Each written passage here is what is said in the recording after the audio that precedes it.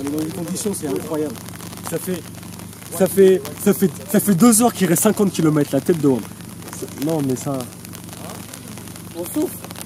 Non mais avec... On souffle. Plus 4 derrière là, c'est vraiment pas une affaire à place, il prend toute la place. C'est ça. Il faut le noter ça. Ça, lui il est en forme quand il descend. C'est pas normal.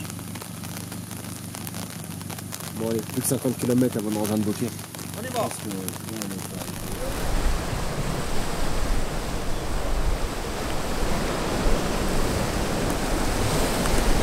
Salut, c'est Massavan de l'association ADA.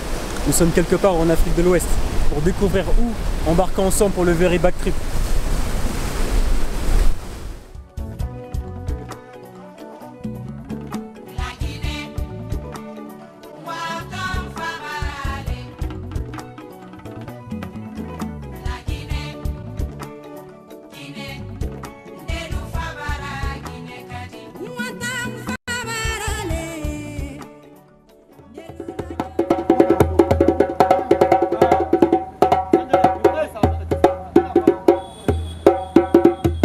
Ma main c'est... Ça va se couper la main là. C'est mon... Voilà. Ça fait mal. Ça fait mal hein. Non, t'as l'habitude, c'est pour ça. Vas-y.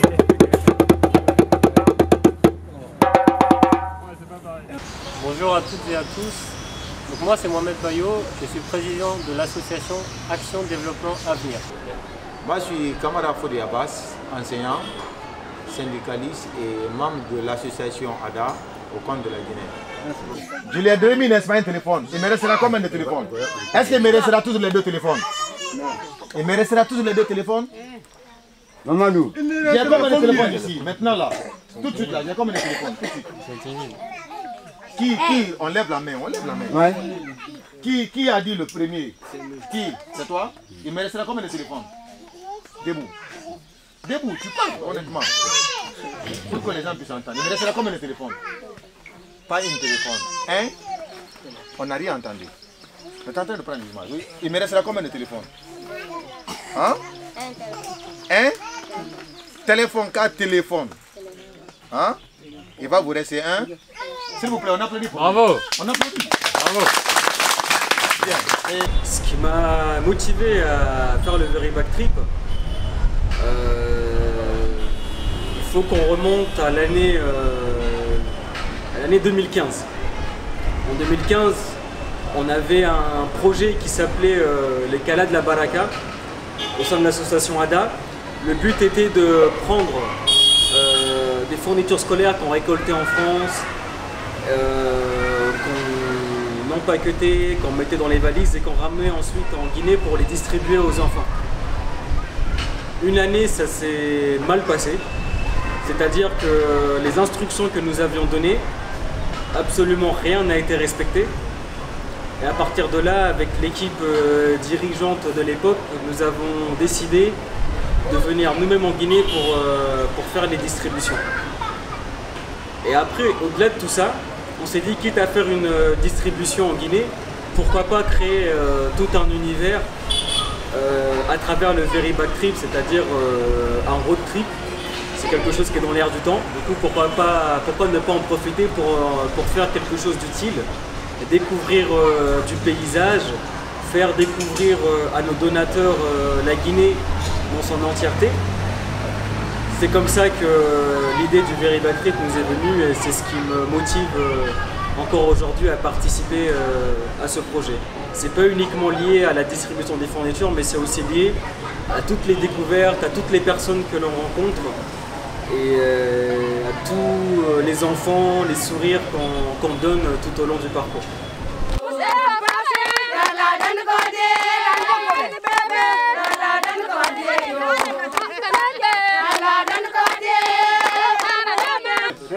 Messieurs les délégués de l'ONG ADA, Monsieur le président du district de Touba, honorables invités, au nom des citoyens de la localité Kamaya, du district de Touba Centre, nous vous souhaitons la bienvenue dans notre école Andrien Pascalis. Au nom des parents des élèves et des élèves, nous vous souhaitons d'abord la bienvenue à tous et nous vous remercions très sincèrement.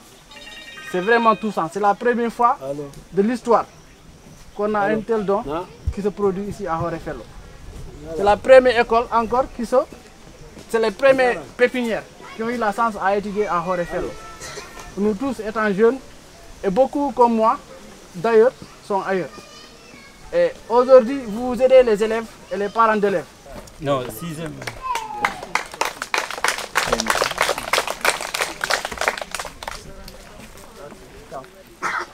Une association, appui et développement à venir. À venir, on voit que le continent à l'école. Dans le docteur, un doctorat, médecine.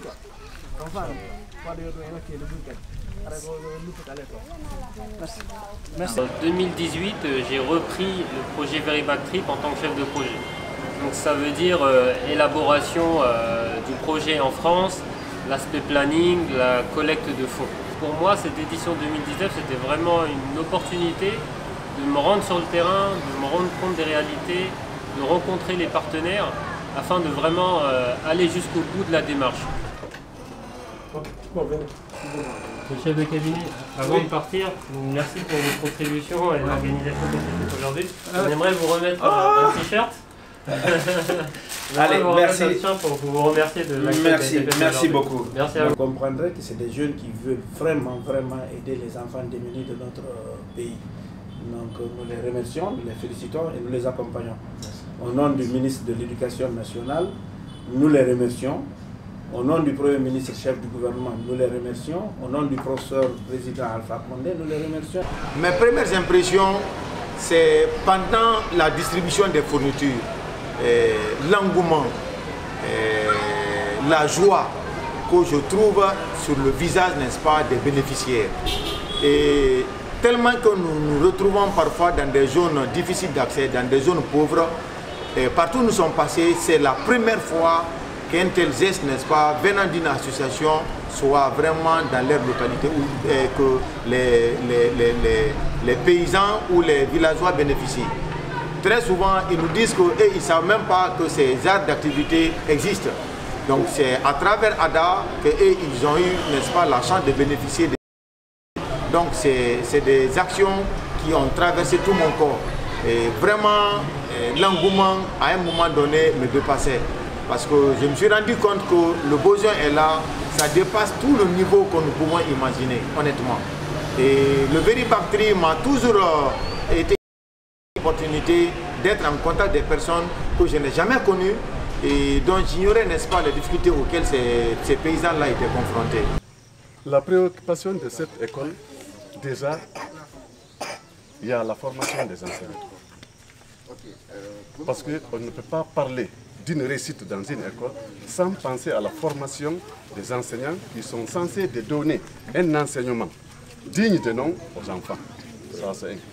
Deuxièmement, il faut tout faire pour mettre les enfants dans les conditions idoines afin qu'ils puissent recevoir le savoir-être et le savoir-faire. C'est-à-dire, dans les classes, il faut que les salles de classe soient dignes de nom. Il faut que les tables bancs soient au complet pour ne pas que les enfants soient assis 3 ou 4. C'est des préoccupations que nous avons dans nos différentes écoles dans cette sous-préfecture. Il faut encore tout faire pour trouver une clôture saine. Parce que s'il n'y a pas une bonne clôture, les animaux pourront venir déranger les gens, les élèves, dans l'enceinte de l'école. On a des difficultés, telles que quoi par exemple, telles que l'eau potable. L'eau potable. Vous avez dans la cour là, pas d'eau. Je suis obligé des fois le matin dire aux enfants de prendre le bidon, aller au village envoyer l'eau. Maintenant, on avait un forage. L'un des jeunes qui vous a amené en moto, c'est lui le jeune qui a eu le courage de creuser le premier puits à Horefello. Et il a été appuyé par l'association de ressortissants de Horefello. Aujourd'hui, on en est en 7 puits. L'année passée, on a creusé 6 plus 1 qui avait creusé l'année passée, ça fait 7. Alhamdoulilah, avec vous, on espère que ça va se reproduire une fois encore. Que vous allez nous assister, vous allez nous accompagner. Si une fois encore, vous voyez des capacités plus grandes que ça, on en a besoin. On vous tend la main au nom du village et les villageois et les élèves. Il y a aujourd'hui, on vous a cité 50 élèves dans cette salle. Et il y en a plus encore 50 qui n'ont même pas eu la chance d'être ici. Parce que c'est surpeuplé. La chance que vous avez eue, vous êtes venu ici pendant la saison de pluie. Si vous étiez là en saison chasse, là où vous êtes, vous ne pourrez pas. Parce que vous aurez une odeur nauséabonde qui vous empêche. Lorsque vous sortez de la salle, vous êtes obligé de rentrer directement chez vous. Parce que vous ne pouvez pas vous asseoir dans la cour à cause de l'odeur nauséabonde. Les premières impressions sur le terrain, disons que l'édition, la première édition en 2017 et la deuxième édition en 2018, nous étions sur des terrains qui étaient plutôt connus. J'ai l'habitude de venir en Guinée, donc du coup j'ai pas été forcément très choqué par ce que j'ai pu voir. Mais l'année 2019 quand même marque un tournant parce que on a été dans des préfectures et des sous-préfectures où nous n'avions jamais été auparavant, en Moyenne-Guinée, du côté de Télimélé, du côté de Bita, du côté de Labé. Et là je vous parle des grandes localités, mais on a été encore dans des petites bourgades, dans des toutes petites communes qui sont attachées à ces sous-préfectures. Et là, j'ai clairement vu des choses que je n'avais jamais vues auparavant lors des 2 dernières éditions. On est surtout frappé par une chose, c'est la pauvreté que l'on rencontre à tous les coins de rue. On est aussi marqué par la vétusté des infrastructures dans les écoles et les conditions dans lesquelles les enfants étudient. Voilà, nous avons l'unique toilette, n'est-ce pas, de l'école. Et c'est un endroit où juste peut-être pour pisser. Peut-être pour l'autre besoin, l'élève est obligé d'aller à la maison, il abandonne complètement la salle de classe. Et si c'est une fille, le problème peut être quoi? Elle peut même être violée. Parce qu'en pleine journée, les parents doivent être au champ. Tu verras que tout le village est vide. Donc les jeunes qui se badrouillent, n'est-ce pas, dans la nature, ils peuvent tomber, n'est-ce pas, sur des occasions pareilles, si c'est une fille. Donc il y a tous ces cas-là, c'est pourquoi il faut avoir, n'est-ce pas, des toilettes responsables dans les salles, dans les écoles. Mais honnêtement, ce que nous voyons, ça ne peut pas donner vraiment le courage, n'est-ce pas, à l'élève de rester régulièrement durant toute la journée en classe. L'élève, peut-être s'il veut aller, n'est-ce pas, se mettre là, il est obligé d'aller à la maison. Et quand il part à la maison, certainement, autre chose peut le retenir, ou s'il se décourage, il ne revient plus. Donc tout ça là, ça peut être, n'est-ce pas, des facteurs d'abandon. Et honnêtement, vous avez vu, n'est-ce pas, l'état de la salle de classe. Et honnêtement, ça n'encourage pas.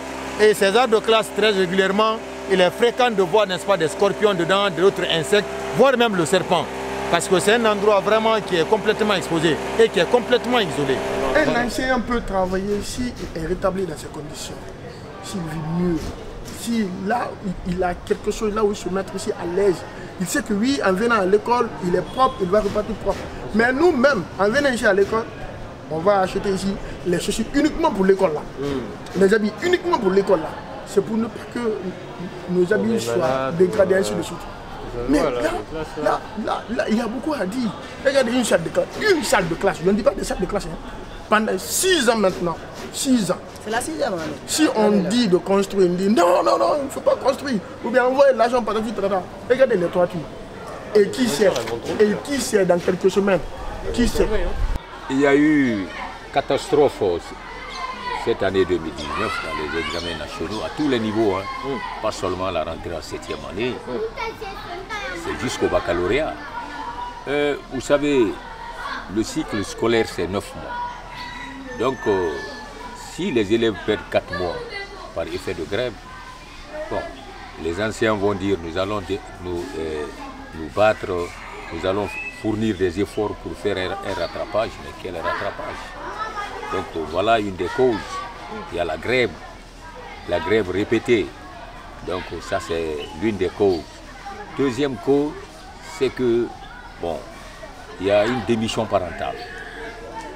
L'école c'est un guide. Les maîtres viennent pour guider les élèves, montrer aux élèves qu'est-ce qu'il faut faire.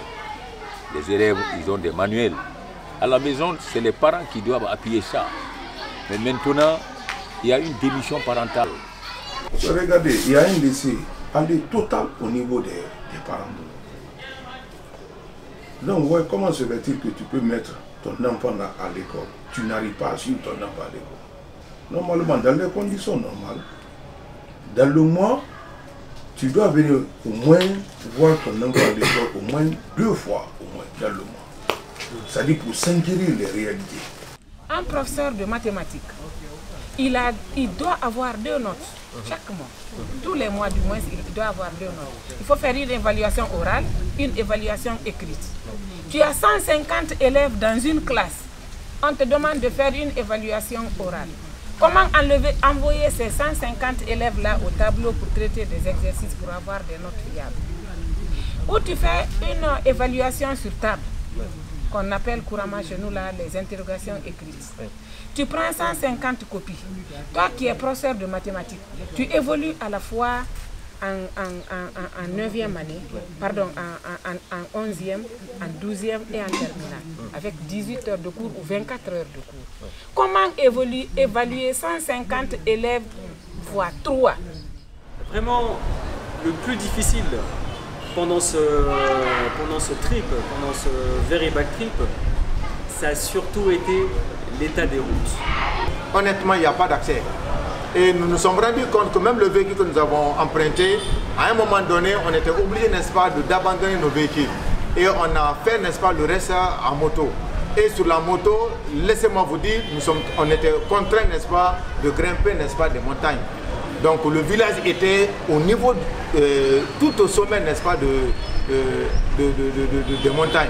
Donc honnêtement, il y avait un grand risque à ce niveau. Ce qui est décourageant dans tout ça, c'est que d'année en année, ça ne s'améliore pas. Ça veut dire que l'état des routes telles qu'on les avait laissées en 2017 ou 2018, en 2019, c'était encore pire parce qu'il n'y a véritablement aucun entretien. Et si vous n'avez pas un bon véhicule, il est impossible de réaliser cette mission dans de bonnes conditions.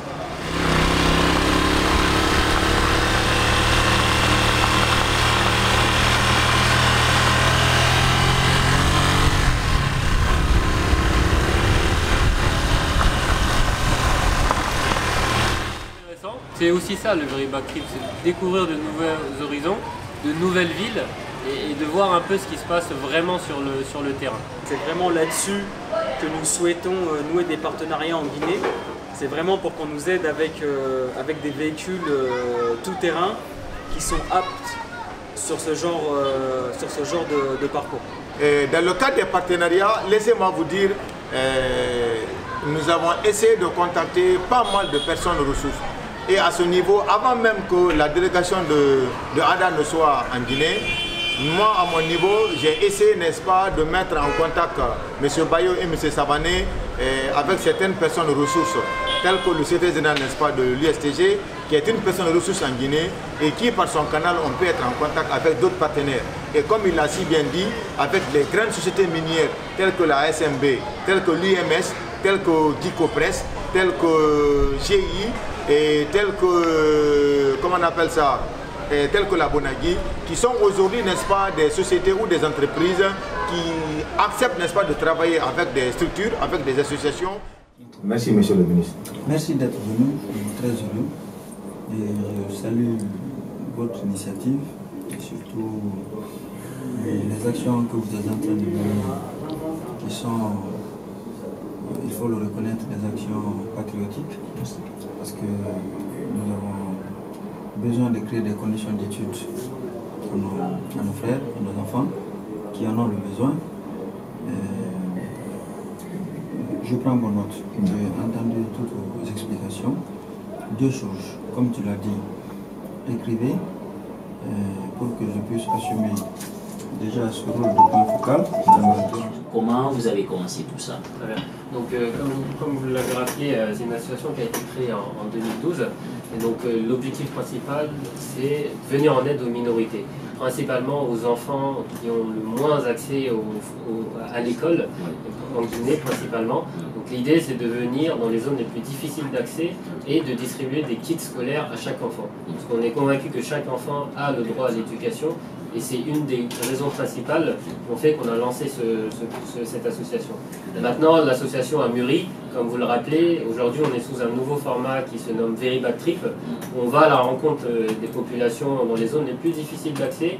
Et donc l'objectif, c'est de continuer dans cet état d'esprit-là, d'année en année, aller toujours plus loin et pour pouvoir à l'éducation de plus en plus d'enfants. Pouvez-vous nous expliquer un petit peu comment est-ce que vous faites aujourd'hui quand vous voulez recruter? Merci beaucoup. Nous avons énormément de difficultés. La raison, elle est simple.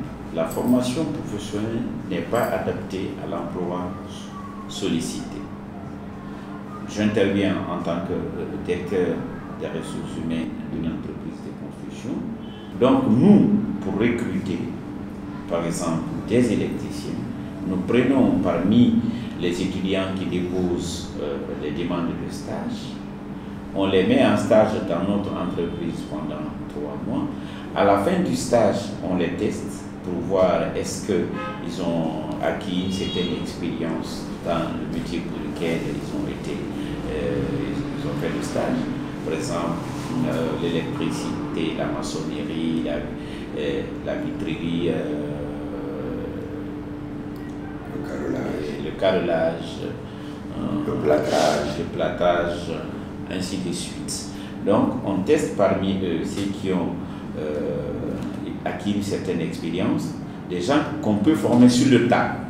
Donc, on les donne un contrat de 2 ou de 3 mois, mais on les affecte des maîtres sur place qui les forment pendant 1 mois, 2 mois, 3 mois, 4 mois pour avoir est-ce que les gens peuvent être utilisés par l'entreprise. Et actuellement, nous avons une centaine de jeunes qui ont fait les écoles professionnelles, les NAM, les CFP. On est en train de les former dans différents métiers, le carrelage, l'électricité, la plomberie, etc. Et à la fin de leur stage, nous allons organiser un petit test pour recruter au moins une vingtaine ou une trentaine qui vont travailler avec nous parce que l'industrie du bâtiment a évolué. Aujourd'hui, nous avons besoin de la formation pointue qui est en adéquation avec l'emploi. C'est-à-dire on se forme. Les gens ne doivent plus aller former des gens pour des métiers qui n'existent pas. Il faut former les étudiants pour être employés, consommés directement par les entreprises de la place. Donc c'est cette politique que nous avons mis en place. Donc eux, ils font la théorie. Nous, dans notre entreprise, nous faisons la pratique. C'est ici à Cassa que s'achève Very Back Trip édition 2019. Donc on espère on vous a fait partager un peu partout avec nous. Comme vous l'avez vu, on a fait plus de 8 écoles cette année pour équiper au total 1200 enfants. Donc merci à vous, bravo à vous pour toutes vos donations. Et je profite de cet instant pour commencer à lancer un appel aux dons pour l'édition 2020 de Very Back Trip, avec toutes les problématiques qu'on a pu relever, problématiques de manque d'enseignants, des effectifs surchargés en classe, énormément de problématiques, surtout liées à ce score très faible au bac de 24%. Donc l'objectif l'année prochaine sera de faire davantage, de continuer à venir en aide aux enfants grâce aux fournitures scolaires, mais également permettre de donner par exemple des formations aux enseignants. Comme vous l'avez vu, il y a un besoin qui est réel, mais également de lancer les prémices d'une construction d'école. Peut-être l'école de Camaya, comme vous avez vu, il y a un besoin réel, ils n'ont pas d'école. Continuez à nous suivre, c'est un projet qui nous tient à cœur et qu'on espère vous tient à cœur également. On a passé un très bon séjour ici. On espère que vous allez continuer à nous suivre sur Instagram, Facebook, Snapchat pour continuer à visionner nos images, continuer à faire des dons et on espère toucher plus d'enfants l'année prochaine, aller dans encore plus de destinations, plus de villes à la rencontre des enfants et des familles qui sont vraiment dans le besoin. Merci.